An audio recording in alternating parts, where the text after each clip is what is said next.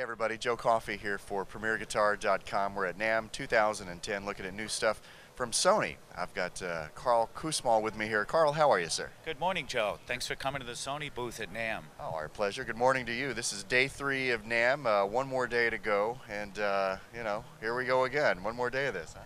It's great. We're having a good time at NAMM. Fantastic. All right, why don't you take us through some new Sony products, the whole digital recording category. You guys kind of invented that with the PCM-M10, right? We've been involved with portable recorder product development for a great many years with analog cassette, DAT, mini disc, and so on. Yeah, we've been developing now for the last couple of years solid-state recorders. The large one to the rear is our original PCM-D1 recorder, and then to the right of that we have the PCM-D50 recorder, and then finally up front we have the new PCM-M10 recorder, which was designed with the musician in mind. It's a recorder that has built-in omnidirectional microphones. It comes supplied with a wired remote control, and it has a lot of great new features in it. And it pretty much utilizes the user interface that was very well received on our other two models of recorders. It's built very well. It has, you know, a metal aluminum skin, a nice magnesium aluminum frame to it. Omnidirectional microphones, which are really great when working in a space because they can pick up sound from all around. So if you're in a great sounding room, you can make an excellent sounding recording with omnidirectional microphones. I noticed this button, it's not on the D50. Why don't you talk about that? Sure. The track marking is implemented on the M10. It allows you to create index points along a recording that you can use to locate to after the recording is made. Very useful if you're recording a performance where there may be several songs. You want to be able to mark the beginning of each one of them and make one contiguous recording. Track mark is also useful after the recording is finished because we have a function called divide all track marks, which allow you to take the track marks and convert them into separately divided files so that each song, for example, could be a separate file after the fact. I see dedicated file menu and delete buttons too. That's new. Yeah, we added a couple of new dedicated buttons for functions that you're always using, like delete, and then breaking out our folders function and the menu function onto separate buttons. That was something that we wanted to put into the new M10. In addition, we've added a couple of other unique features. One of them calls file copy. So if you're out in the field and you don't have a computer nearby, but maybe you want to take a recording off of the M10, if you've recorded onto the built-in 4 gig of memory and you want to copy that file off to a memory card, you can do so and then remove the memory card from the unit. We also have a new feature called cross-memory recording. Cross-memory recording allows you, when utilizing, let's say for example, the built-in memory to record, if you fill that memory up, we allow you to continuously record without stopping and writing a file, continuing on writing a file onto the memory card so that it'll automatically close out a file. For example, in the scenario I mentioned, recording on the built-in memory, closes that file out, opens up a new file on the memory card, continuously records without stopping. So that means that you could have enormously long record times in that regard. So we have 4 gig of built-in memory and we have a micro card slot. The micro card slot on the M10 can accept a memory stick or an SD card, and those cards today on the street go up to 16 gig in capacity, and in the future micro cards will go up to 32 gig in capacity. So extremely long record times and great new features in the M10 that allow it to make use of continuous recording. Another neat new thing about the M10 is with respect to battery life. A worst case scenario, which we call 96K 24-bit recording, the highest resolution, with headphones connected and monitoring, with its 2 AA alkaline batteries, will give you 19 hours of record time.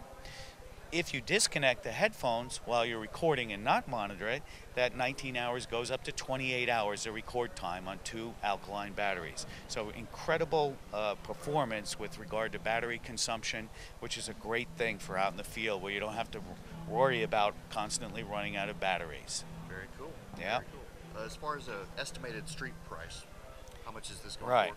The list price of the PCM-M10 is $399, and on the street it goes for about $299. All right, so what do we have here, Carl? Well, Joe, this is our new Sony digital wireless system. A digital wireless gives you 48 kilohertz, 24-bit digital audio performance wirelessly. Many people in the market using wireless microphones for both performance, for vocal and instrument connection, have been limited to analog wireless performance. The new digital system is groundbreaking in that it's going to give you higher than CD quality audio wirelessly. So people that want to connect a guitar or bass and be able to have flawless sound that not only could be used for PA, but you could also on a live performance record that and get full higher than CD sound quality. So this is a multi-channel based system so that large configurations of wireless can be used. It's a 2-channel rack mount receiver.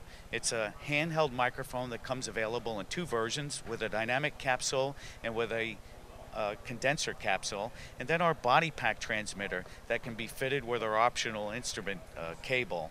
And the system also has networking capabilities so that it can be controlled from a laptop PC, and we provide a piece of software for remote control of the system.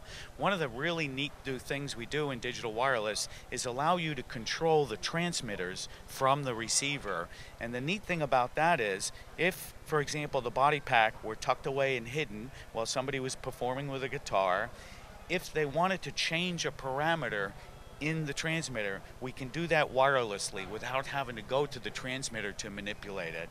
So that allows you to do things like make gain change settings or access to the low-cut filter that's built into the body pack, and be able to manipulate that from the front panel of the receiver or from our PC software. So that PC software could be sitting back at the mixing console position in a large venue, whereas the wireless equipment is up on stage. So the remote control software for the new digital wireless system is something that's really going to integrate into large venues, and musicians, I'm sure, are going to be in love with the sound quality, particularly if you're trying to get great sound quality out on a venue when you're trying to record the event and potentially use that material that you're recording out there for production. Front of house engineers are going to love this. You know, Well, they can do it all. They don't have to grab the guy and stop, you know.